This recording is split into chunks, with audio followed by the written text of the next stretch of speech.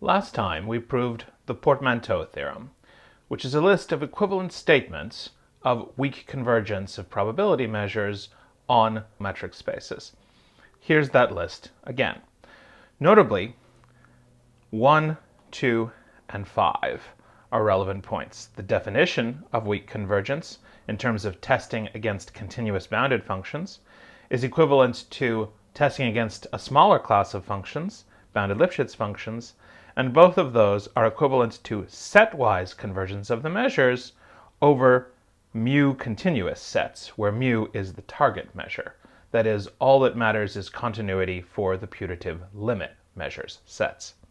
In this lecture, we're going to consider 3 more equivalent statements that could be added to the portmanteau theorem in the special case where the complete separable metric space is the one we're most interested in this class, Euclidean space of some finite dimension.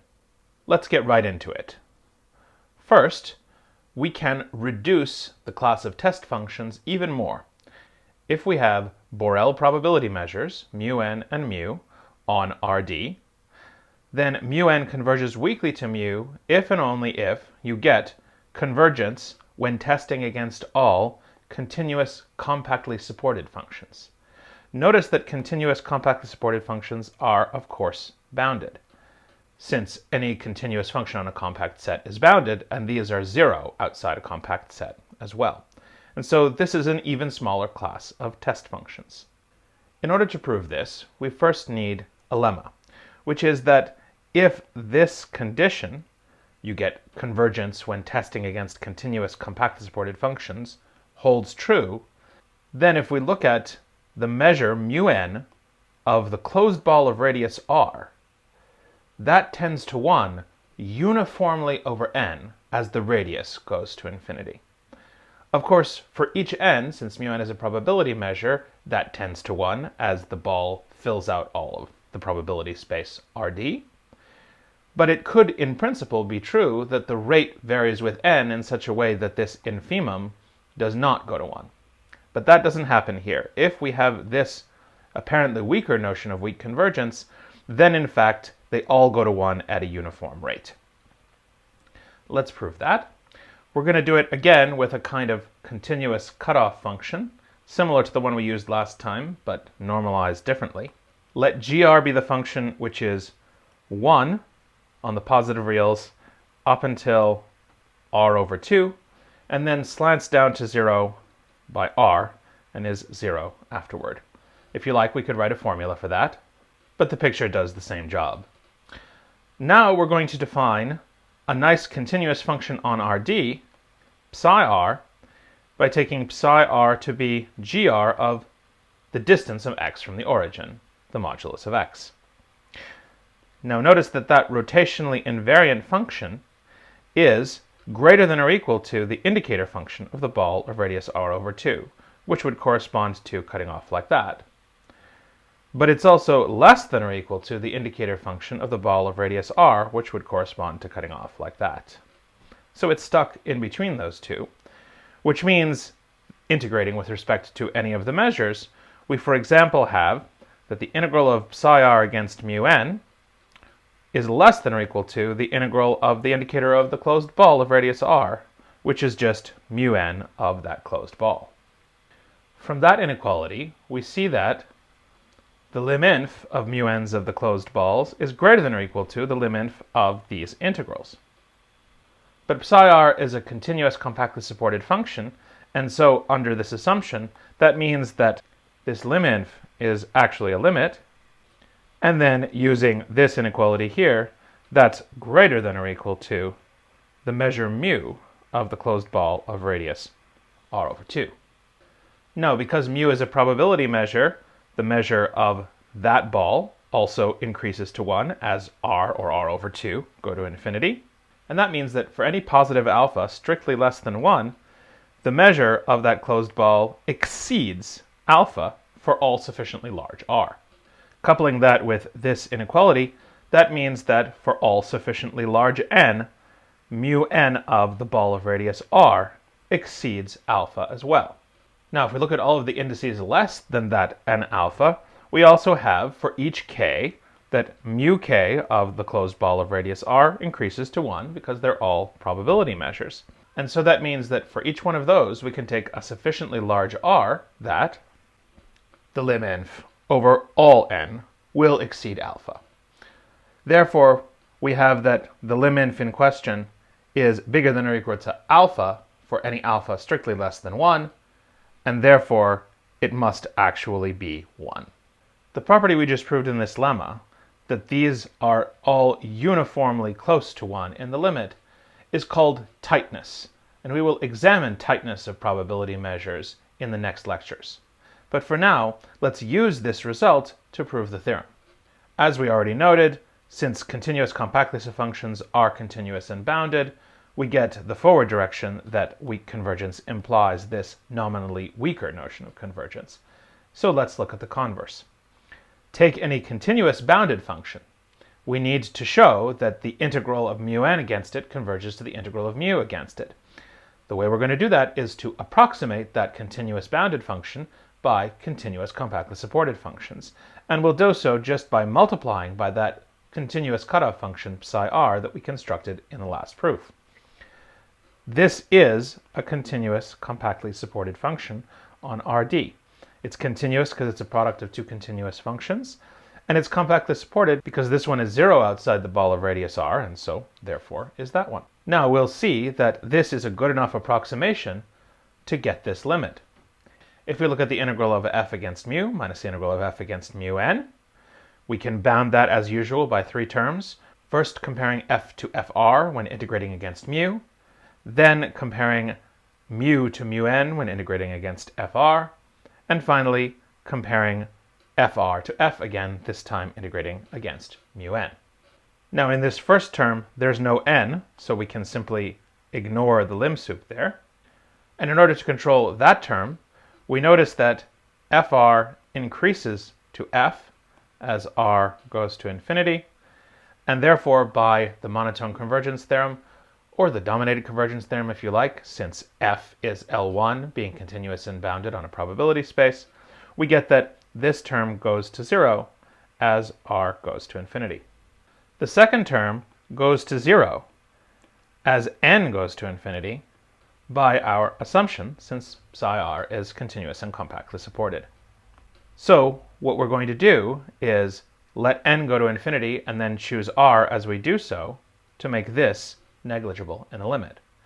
And that means we just have to look at this third term. Well, using the triangle inequality, we bring the absolute values inside, and then we note that f minus fr is the same thing as f times 1 minus psi r, and 1 minus psi r is a non-negative function. So that means that we can bound this by the supremum of f times the supremum of the integral of 1 minus psi r, since the lim sup is less than or equal to just the sup. Now notice that 1 minus psi r is bounded above by the indicator of the complement of the ball of radius r over 2. And therefore this integral is bounded by the measure mu n of that ball. But mu n is a probability measure, and so that's 1 minus the infimum over n of the measure mu n of that ball. But by the lemma, that infimum is 1 as r goes to infinity. So this goes to 0 as r goes to infinity. And so we can now put all of those steps together and say, hey, we can make this middle term less than, say, epsilon over 3 by choosing n large enough. And then once we've chosen that n large enough, we can make these terms each less than epsilon over 3 by picking an arbitrary r large enough. And therefore, this goes to 0 as desired, proving weak convergence. Now we're going to use that to show that we can refine the space of test functions even further. In fact, weak convergence for Borel probability measures on Rd is equivalent to testing against smooth compactly supported functions. These are functions that are 0 outside some ball and are smooth. They have continuous derivatives of all orders. Now that is of course contained in the continuous compactly supported functions, and so the forward implication here is straightforward. For the reverse, what we're going to do is utilizing the previous theorem, take any compactly supported continuous function and approximate it sufficiently well by smooth compactly supported functions. And we're going to do that basically with convolution, which is the usual way we approximate by smooth functions, but we can do it directly here without referencing convolution. So we fix a smooth probability density on RD that is supported inside the ball of radius 1. This is a typical kind of bump function, rotated around, for example, to make it on RD. Now fix any positive epsilon, and fix our continuous compactly supported test function, the one we need to show that we can test against to get weak convergence. And now smear it out like this. We take the ball of radius epsilon, for very small epsilon, and we smooth out f by integrating the probability density around that ball. So we're taking an average of the values of f in a small ball around each point. That has the effect of making the function f that we started with perfectly smooth. Here's why. We do a change of variables in this integral. Let y equal x plus epsilon times u. And that means that this integral becomes this.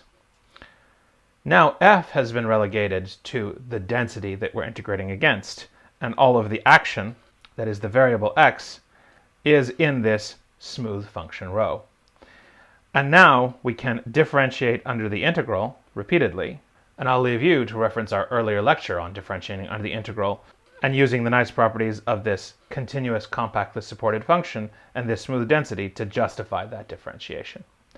And so that shows that this function f epsilon is a C infinity function. We'd also like to see that it's compactly supported, and for that it's useful to do almost the same change of variables but without the translation. That will give us the following expression for f. Now notice that the support of rho is the ball of radius 1, and we've changed the variable v, which is epsilon, times the variable there, which means that this is supported on the ball of radius epsilon. So we could really be integrating here over the ball of radius epsilon. Now the original function f is compactly supported, so it's supported in some ball of radius r. But that means that if we're outside the ball of radius r plus epsilon, the integrand is 0. And so we see that the support of f epsilon is contained in the ball of radius r plus epsilon, and therefore f is compactly supported as well. Great. So now we're going to show that this function f epsilon approximates the original function f well enough that we recover integrals against the measures. For that, we just noticed that f epsilon approximates f uniformly. The supremum over all x of fx minus f epsilon of x can be written like this, where we've made this clever observation that since rho is a probability density, f at x is equal to the integral of f at x against rho of u du. But now we're going to use linearity of those integrals and bound this by this, and we'll bound that by the supremum of the inside function as well. Now this integral is just 1, and this goes to 0 because f, being continuous and compactly supported, is also uniformly continuous. So since f epsilon converges to f uniformly as epsilon goes to 0, we can make a very similar argument to the one we made in the previous theorem. We control the lim sup of the difference between the integrals of f against mu and mu n by 3 terms. First comparing f to f epsilon integrating against mu, then comparing mu to mu n integrating against f epsilon, and finally again comparing f epsilon to f, this time integrated against mu n. As before, the middle term goes to 0 as n goes to infinity by our assumption that we get this putatively weaker kind of weak convergence testing against smooth compactly supported functions like f epsilon.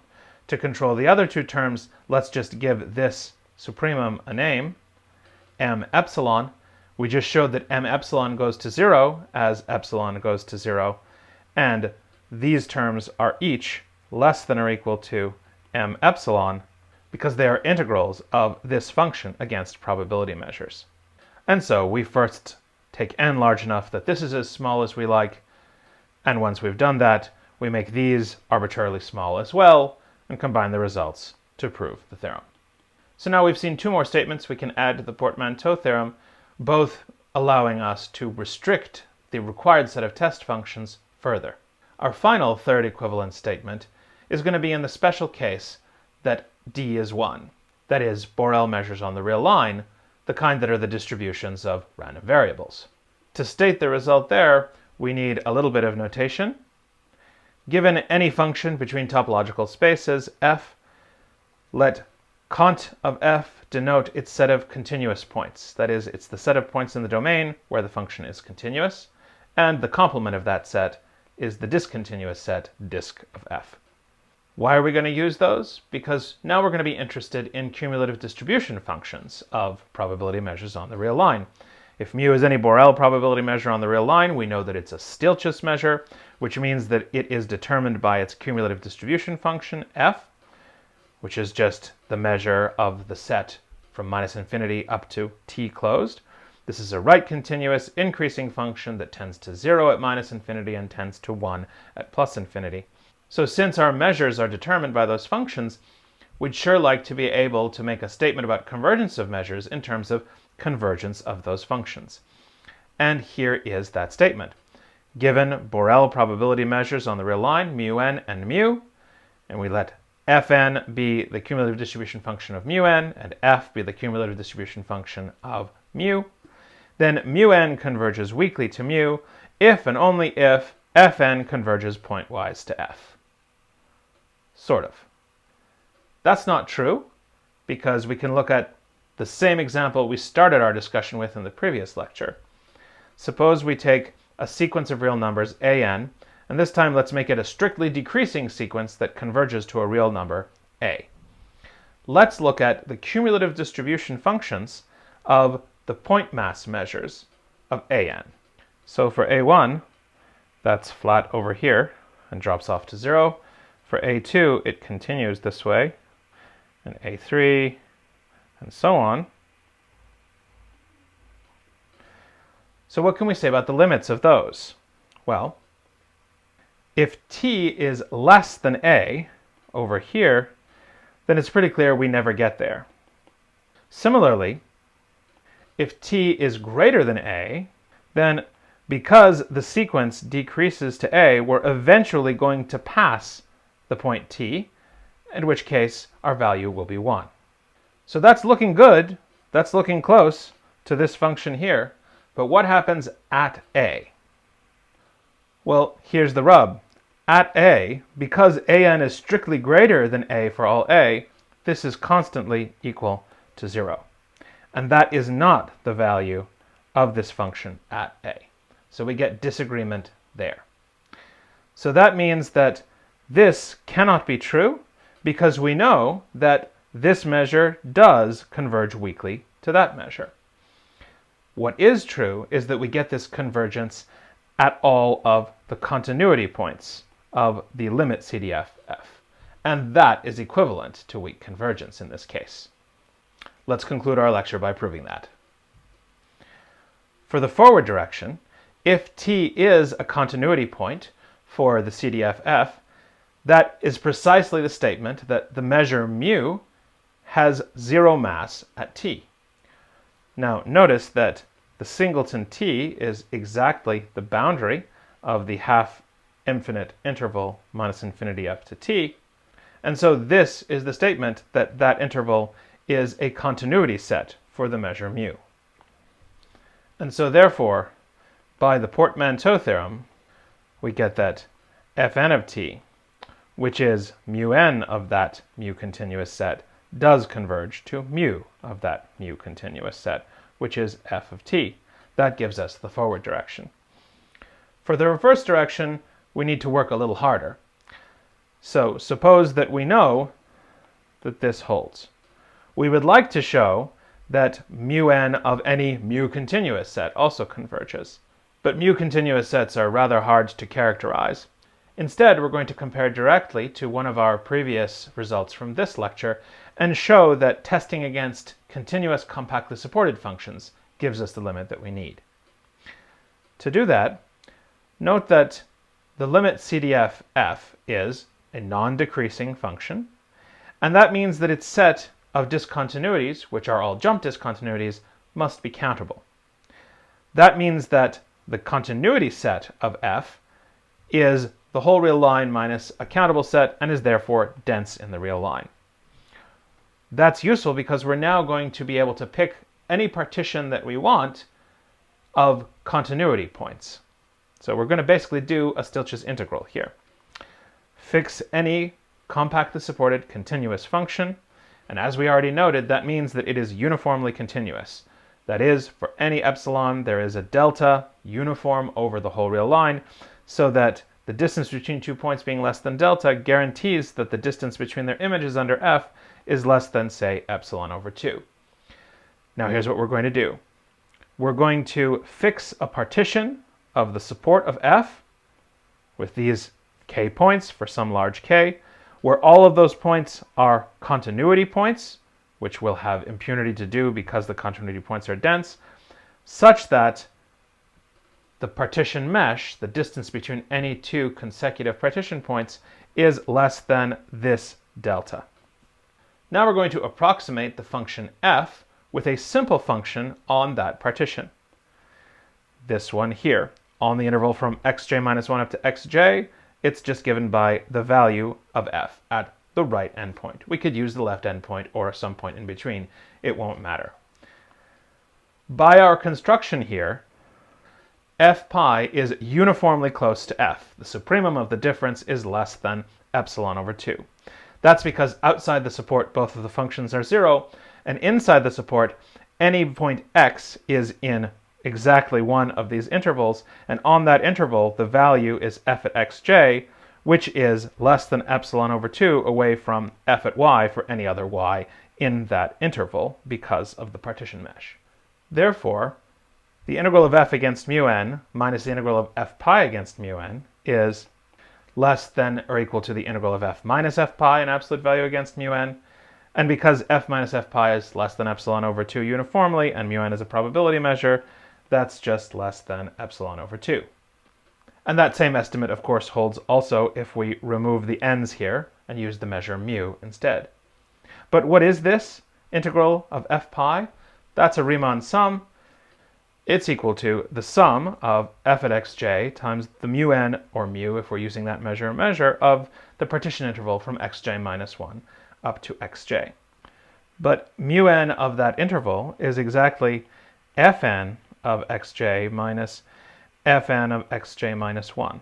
We've chosen the partition points to be continuity points of f, and so, therefore, by our weaker assumption right here, we get convergence here of that to f of xj minus f of xj minus 1, which is mu of the interval from xj minus 1 up to xj. And so that shows us that the integral of f pi against mu n converges to the integral of f pi against mu. And so now we can sing that old song one more time. To compare the integral of f against mu n with the integral of f against mu, we first compare the integral of f to the integral of f pi, both against mu, then comparing the integral of f pi against mu versus mu n, and finally comparing f pi against f again, this time with respect to mu n. Since f pi is uniformly close to f and all the measures involved are probability measures, we get that the first and the last terms are less than or equal to epsilon over 2. And for the middle term, we just showed that that goes to 0 as n goes to infinity, and therefore this lim sup is less than or equal to epsilon for any epsilon, which means that it goes to 0, which concludes our proof. So we've now successfully expanded the portmanteau theorem to some nice checkable conditions in the Euclidean case. Next time we're going to look again at these conditions carefully, because there is a small subtlety that you may have missed. Stay tuned.